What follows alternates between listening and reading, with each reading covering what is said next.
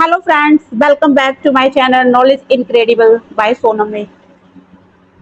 आज से हम इंग्लिश सीरीज शुरू कर रहे हैं। इंग्लिश ग्रामर आज हम 1 से 25 तक का सेट करेंगे। हमारी बायोलॉजी कंप्लीट हो चुकी है, इकोलॉजी सिस्टम भी हमारा कंप्लीट हो चुका है। आज से मैंने इंग्लिश की क्लासेस शुरू कर दी हैं। तो चलिए अपनी क्लास शुरू करते हैं। Neither the teacher nor the students that's present in the class today। देखो फ्रेंड्स, जब कभी भी नाइदर और नोर का केस आएगा तो वहां पर हम मतलब जो फॉर्म लगाएंगे ना हेल्पिंग वर्ब, वो हमारी प्लूरल में होगी, प्लूरल फॉर्म में होगी। जैसे नाइदर द टीचर, टीचर क्या है यहाँ पे सिंगुलर है, लेकिन और जो स्टूडेंट्स है वो क्या है हमारे प्लूरल फॉर्म में है। तो देखो जो ये नाइदर और नोर का केस है ना, तो नोर के बाद जो सब्जेक्ट आएगा, ठीक है, उसके अकॉर्डिंग हमारी क्या लगेगी हेल्पिंग वर्ब। तो इसमें क्या हो जाएगा are. Neither the teacher nor the students are present in the class today. यानी कि ना तो टीचर है, ना तो टीचर और ना ही स्टूडेंट क्लास में उपस्थित है, आज क्लास में उपस्थित है। तो है मतलब, तो यहाँ पर आर यूज हो जाएगा। He has been living in Delhi। जब कभी भी इस तरह से केस बनेगा सन का, ठीक है, अगर सन का केस बनेगा तो 2014 से, 15 से, 13 से, 2010 से, 12 से, 26 से, मतलब जो भी बनेगा तो वहां पर हम सिंस का यूज करेंगे। He has been living in Delhi since 2015। Select the synonyms of abundant। Abundant क्या होता है त्यागना, तो सिनोनिम्स क्या होता है उसका सिमिलर वर्ड मिलता जुलता, तो plentiful. The train dash before we reach the station. इसका मतलब है जब ट्रेन जब मैं स्टेशन पर पहुंचा तो मेरे पहुंचने से पहले ही ट्रेन जा चुकी थी। जा चुकी थी मतलब हैड लेफ्ट, तो ये क्या है हमारा पास्ट, तो हम यूज करेंगे इसमें had left. Choose the correctly spelled word. इसमें जो हमारी स्पेलिंग ठीक है उसको हमें चूज करना है। RECEIVE, रिसीव की जो हमारी करेक्ट स्पेलिंग होती है वो होती है receive. RECEIVE, receive. One who hates mankind is called a. जो मानव जाति से ही नफरत करता है उसको मिसेंथ्रोप कहते हैं।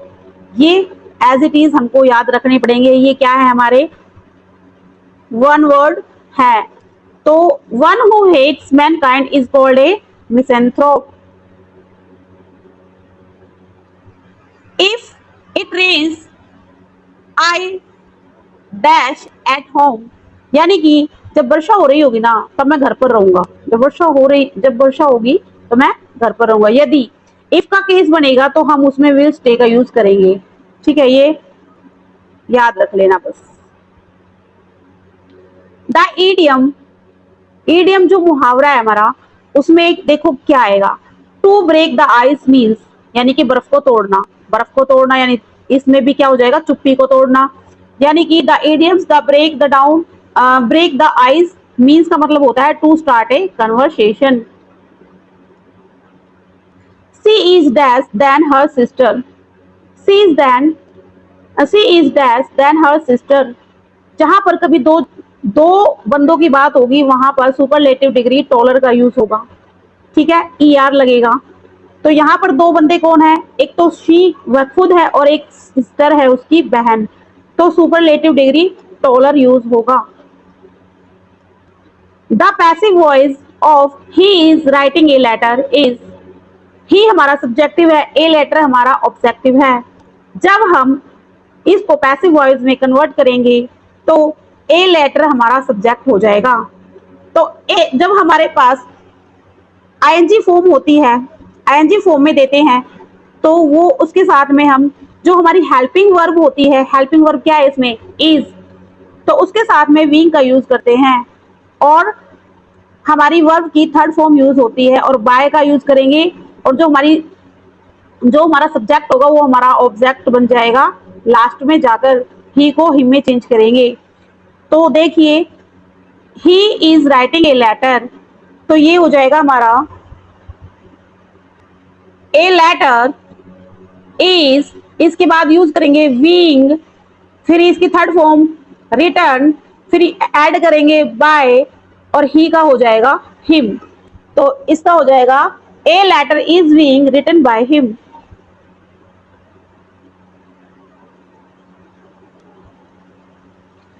Choose the antonyms of brave. Antonyms क्या होता है हमारा विपरीतार्थक। ब्रेव क्या होता है बहादुर, तो उसका अपोजिट क्या हो जाएगा डरपोक, coward. He dash English for 5 years। जैसे ही जब हमारा सन आता है तो हम सिंस यूज करते हैं, ऐसे ही जब हमारा ईयर आता है तो हम फोर का यूज करते हैं। जब हम फोर का यूज करते हैं तो उसमें हमारा ये क्या बनेगा, ये बनेगा हमारा प्रेजेंट परफेक्ट कंटिन्यूअस टेंस। तो इसमें देखो कंडीशन है कि he has been learning English for 5 years, यानी कि वो 5 साल से इंग्लिश ही सीख रहा है। Each of the boys dash given a prize। Each of the boys dash given a prize। यहाँ पर each का यूज हुआ है, boys क्या है प्लूरल, लेकिन जब कभी भी यहाँ पे प्लूरल के हिसाब से हेल्पिंग वर्ब नहीं आएगी, बॉयज के हिसाब से नहीं आएगी, किसके हिसाब से आएगी ईच। इसमें ईच कंडीशन दी हुई है, ईच ऑफ द बॉयज यानी कि प्रत्येक में से एक, ठीक है।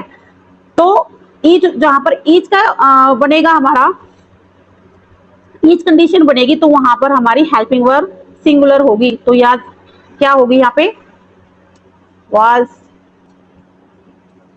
Physics dash a difficult subject. Physics देखो फिजिक्स क्या है, देखने में लग रहा है कि प्लूरल है। मैथमेटिक्स लग रहा है कि प्लूरल है क्योंकि एस लगा हुआ है, लेकिन फिजिक्स मैथ ये क्या है हमारे सिंगुलर होते हैं और सिंगुलर के साथ में हमेशा सिंगुलर हेल्पिंग वर्ब लगती है। तो physics is a difficult subject. I prefer coffee dash T. लेकिन यहाँ पर क्या गलतियां करते हैं स्टूडेंट्स की दैन कर देते हैं, लेकिन नहीं, जब कभी भी प्रीफर के केस बनेगा तो प्रीफर के केस में टू लगेगा। I prefer coffee to tea. My friend dash to Delhi tomorrow, यानी कि किसकी बात हुई है, येस्टरडे बीता हुआ कल, सी यू टुमारो आने वाला कल, और टुडे आज। तो यहाँ पर कल की बात हो रही है, यानी कि वो कल जाएगा, जा रहा है। तो my friend is going to Delhi tomorrow. तो यहाँ पे क्या आएगा, कल की बात हो रही है तो is going. The man dash standing at the gate is my uncle. यहाँ पर पूछा जा रहा है कि कौन है गेट पर, क्या मेरे अंकल हैं, ठीक है। तो the man who standing at the gate is my uncle, जो गेट पर खड़े हैं वो कह रहा है कि the man who standing at the gate is my uncle. जो गेट पर खड़े हैं, क्या कौन खड़ा है गेट पर, पहले तो ये पूछ रहा है जो आदमी है वो गेट पर कौन खड़ा है, क्या वो मेरे अंकल हैं, इज माई अंकल। तो इसमें हु का यूज होगा। Change into indirect speech he sad dash I am happy. ये क्या है, इनडायरेक्ट में इसको चेंज करना है, लेकिन ये है क्या, ये डायरेक्ट। वो खुद डायरेक्ट बोल रही है कि उसने वह कह रही है कि मैं खुश हूं, लेकिन हमें इसको इनडायरेक्ट बुलवाना है, किसी के मुंह से बुलवाना है। तो इसमें क्या हो जाएगा, he sad as it is रहेगा, इन्वर्टेड कोमास की जगह दैट यूज होगा, आई जो है चेंज होगा ही के साथ तो वो बन जाएगा ही, एम होगा चेंज वाज में, और हैप्पी हैप्पी रहेगा। तो ये चेंज हो जाएगा, he said that he was happy. A dash of lions, ये क्या है, कलेक्टिव नाउन है। कलेक्टिव नाउन में हमेशा ग्रुप होते हैं, जैसे कि लॉयंस के साथ में प्राइड का यूज होता है, ए प्राइड ऑफ लॉयंस, ये कलेक्टिव नाउन है। He is dash M A in English, ये क्या है, इसमें आर्टिकल यूज करना है, ए एन दा का यूज करना है। अब हम इसमें देखो नो आर्टिकल करेंगे, दा करेंगे, एन करेंगे या ए करेंगे। एम क्या है, एक कंसोनेंट वर्ड है, लेकिन जब हम इसको हिंदी में लिखेंगे ना, हिंदी में तो ए आएगा, जो कि एक स्वर है। जब हम हिंदी में जो स्वर होता है ना, उसके अकॉर्डिंग आर्टिकल यूज करते हैं, तो इसमें एन आएगा। The synonyms of diligent is, diligent क्या होते हैं? मेहनती। तो वो इसका भी क्या हो जाएगा? Similar, hard working. Everyone dash respect and honest person, प्रत्येक के बारे में बात हो रही है, यानी कि प्रत्येक, एवरीवन प्रत्येक, हर कोई, ठीक है, हर कोई जो है ईमानदार व्यक्ति का आदर करता है। तो क्या है? करता है ना। ताते ती जहां पे आता है हिंदी में, वहां डज का यूज करेंगे, does. Okay. You dash stop smoking, ये क्या है? एक एडवाइस है कि हम क्या कर रहे हैं, किसी को एडवाइस दे रहे हैं। जब एडवाइस देते हैं वहां पे शुड का यूज होते हैं। You should stop smoking. Neither of the two books dash useful, तो देखो बुक्स क्या है, यहाँ पे प्लूरल है, लेकिन यहाँ पे नाइदर का केस है। नाइदर के केस में दो अलग अलग चीजें होती हैं, ना तो, यानी कि दोनों में से एक, ठीक है। तो नाइदर के केस में जहां बुक्स है ना, वहां प्लूरल लग रहा है, लेकिन नाइदर केस को देखते हुए हमारा यहाँ पर सिंगुलर हेल्पिंग वर्ब आएगी, यानी कि दोनों में से एक, यानी कि इज यूज होगा।